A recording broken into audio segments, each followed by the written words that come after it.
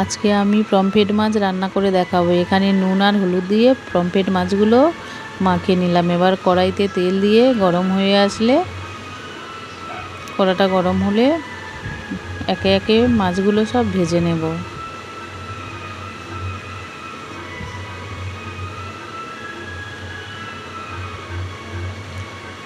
মাছগুলো একে একে ভেজে নিলাম। ভেজে নেওয়ার পর এবার কড়াইতে পেঁয়াজ দিলাম, কালো জিরে আর পেঁয়াজ দিয়ে দিলাম। পেঁয়াজটা ভাজা ভাজা হয়ে গেলে টমেটো দিয়ে দিলাম, কাঁচা লঙ্কা দিয়ে দিলাম, নুন হলুদ দিয়ে দিলাম।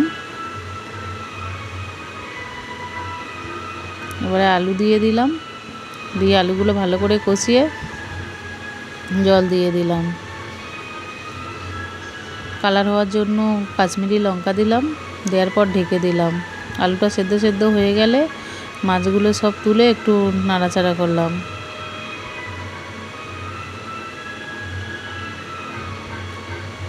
একটু রান্না করে নিলেই আমাদের পমফ্রেট কারি রেডি।